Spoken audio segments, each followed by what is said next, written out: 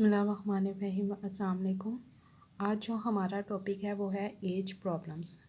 Gate general या NTS का कोई भी टेस्ट हो उसमें एज प्रॉब्लम्स के क्वेश्चन पूछे जाते हैं। आज मैं वो बताऊंगी कि एज प्रॉब्लम के क्वेश्चन किस तरह सॉल्व किए जाते हैं।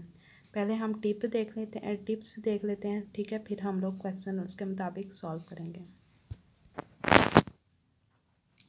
टिप्स एक ये है कि हमारे पास एक कोई भी स्टेटमेंट दी जाएगी, उसमें पर्सन दिए जाएंगे, 2 पर्सन दिए जाएंगे, ठीक है, उनकी एज बताई जाएगी और चेंज के बारे में बताया जाएगा। ये टेबल उसके मुताबिक हम लोगों ने जो सी इक्वेशंस यानी जो स्टेटमेंट होगी उसके मुताबिक हम लोगों ने इस तरह का टेबल बनाना है। और मैं यही टेबल आप लोगों को क्वेश्चन के अंदर भी बताऊँगी कि किस तरह बनता है। टिप ये है कि अगर वर्ड्स आ जाए लेटर आफ्टर ऑल्डर, ठीक है, जब ये वर्ड्स आ जाए तो हम लोगों ने प्लस यूज़ करना है, यानी प्लस कुछ 4 ईयर हो जाए यानी 4 ईयर्स ओल्डर हो जाए, ठीक है, तो हम लोगों ने प्लस 4 यूज़ करना है, यानी आफ्टर 4 ईयर हो जाए या कुछ भी हो जाए इस तरह आ जाए तो हम लोगों ने प्लस यूज़ करना है, ठीक है। ये क्वेश्चन में भी आएंगे तो फिर मैं बताऊंगी कि किस तरह हम लोगों ने प्लस यूज़ करना है और किस तरह हम लोगों ने माइनस लेना है। जब वर्ड्स आ जाए स्टेटमेंट के अंदर बैक, अगो, बिफोर, यंगर, तब हम लोगों ने क्या यूज़ करना है, माइनस करना है, ठीक है। जो जितने भी ईयर्स हो जाए उसके साथ अगर ये वर्ड्स आ जाएंगे तो हम लोगों ने माइनस करना है, ठीक है। अब हम लोग क्वेश्चन देखते हैं कि किस तरह क्वेश्चन आएगा और फिर हम लोगों ने किस तरह ये टेबल बनाना है। और ये अगर प्लस और माइनस अगर ये वर्ड्स आ रहे हैं तो किस तरह प्लस और माइनस हम लोगों ने यूज़ करना है उसके अंदर। बहुत इजी टॉपिक है ये। गैट जनरल में क्वेश्चन आते हैं, इसके एनटीएस में भी आते हैं और कोई जो दूसरे टेस्ट होते हैं उनमें भी एज प्रॉब्लम्स के क्वेश्चन आते हैं। अगर आप लोग स्टेटमेंट समझ रहे हैं तो आपको ये टेबल बनाना और वो जो सी टिप में बताई थी कि प्लस और माइनस कब यूज़ करना है वो भी आप लोगों के लिए इजी हो जाएगा, ठीक है। इसमें 3 अगर देखा जाए, पहली स्टेटमेंट है, पहला क्वेश्चन है, ठीक है, उसकी फर्स्ट लाइन क्या है कि a boy is 10 years older than his brother. 2 person use किए गए हैं। कौन कौन से पर्सन यूज़ किए गए हैं, एक बॉय यूज़ किया गया और एक क्या हो गया, ब्रदर यूज़ किया गया। यहाँ हम लोगों ने अब टेबल बनाना है। पर्सन 1, यहाँ मैं P1 लिख देती हूँ, यानी पर्सन 1 लिख दिया और ये P2 लिख दिया। पहले बॉय है इसलिए बॉय लिख दिया, दूसरे नंबर पर ब्रदर है तो हम लोगों ने ब्रदर लिख दिया। अब यहाँ क्या था, अब मैं आपको टेबल भी दिखा देती हूँ।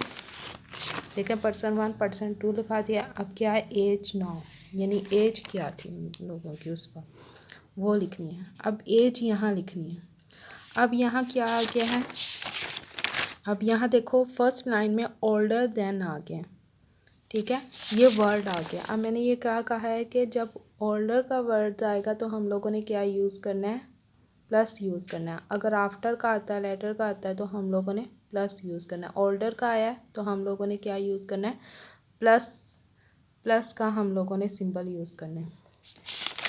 अब इसकी इक्वेशन किस तरह बनेगी, अब बॉय, ठीक है, is 10 years older than his boys, ठीक है, तो हमारे पास क्या हो जाएगा, एक्स, अगर हम लोग ले लेते हैं कि एक्स है, ठीक है, तो इज़ इक्वल, इस आ गया या वाज आ जाए तो इक्वल आ जाता है, 10 years older than his brother, यानी एक्स, ठीक है, ब्रदर का भी एक्स ले लिया प्लस 10 लिख दिया, क्योंकि ओल्डर था तो प्लस कर दिया 10 ईयर्स को।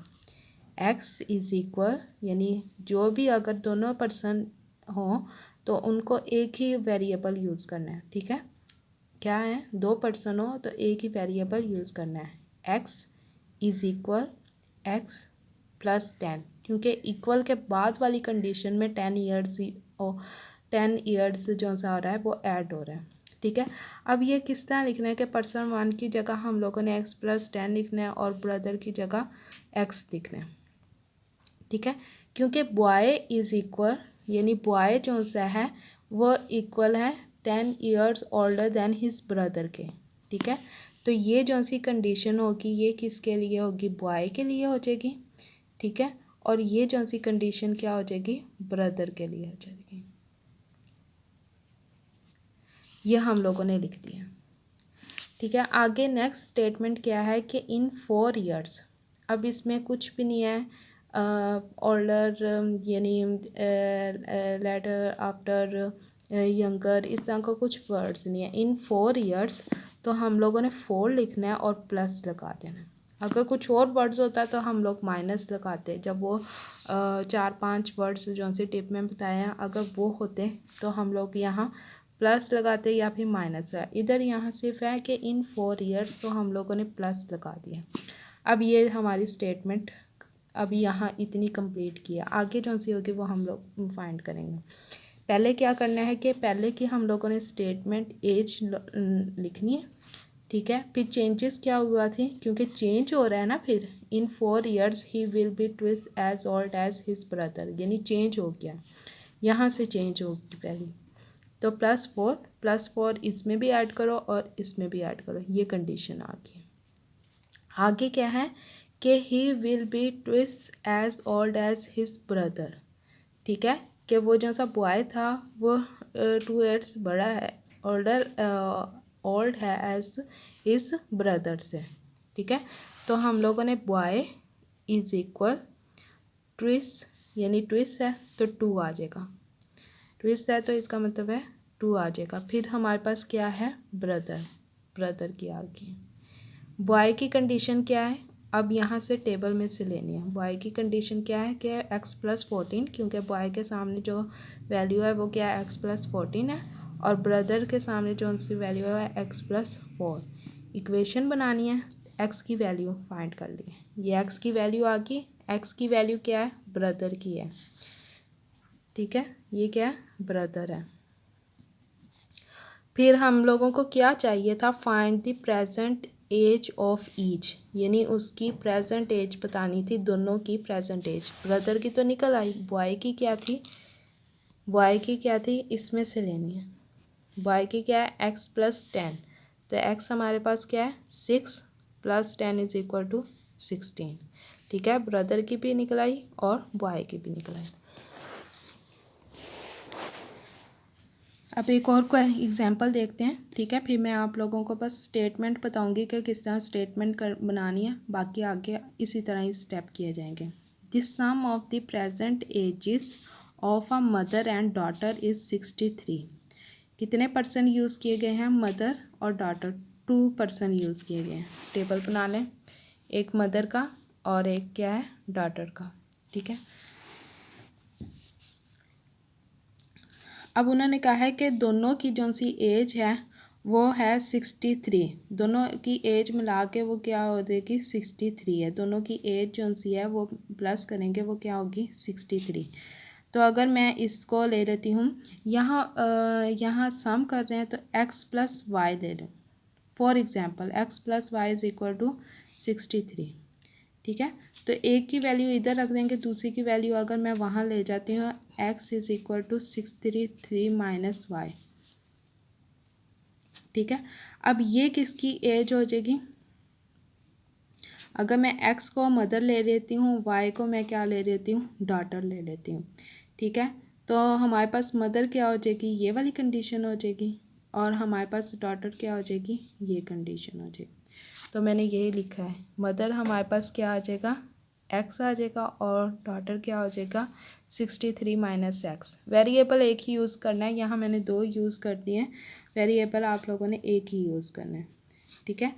अब हमारे क्या है 3 ईयर्स बैक का वर्ड्स आ गया, तो हम लोगों ने माइनस करना है, कितने ईयर्स, 3 ईयर्स, तो वो क्या हो जाएगा -3 लिखा गया, ठीक है। -3 फिर इसके साथ भी माइनस करें और इसके साथ भी माइनस करें तो हमारे पास ये चीज़ आ जाएगी। अब हमारे पास फिर क्या है कि if the age of the mother, जो सी मदर है, was double that of the daughter, ठीक है। तो अब इसकी कंडीशन क्या है कि mother M was equal double to और क्या है डॉटर से, ठीक है। तो अब मैं इसको किस तरह लिखूँगी कि m is equal to 2 of d, तो ये m is equal to 2 of d लिख दिया। ठीक है, m की वैल्यू क्या है, मदर की वैल्यू क्या है x-3, वो ये लिख दिया। डॉटर की वैल्यू क्या है, वो ये है, वो इसमें से हम लोगों ने x की वैल्यू फाइंड कर दी है। ठीक है, x की वैल्यू 41 आ गया। अब हम लोगों ने क्या करना है कि then the present age of the daughter is, कि डॉटर की एज क्या है, यानी ये मदर की तो फाइंड होगी, डॉटर की हमारे पास क्या हो जाएगी 63 minus X is equal to 22।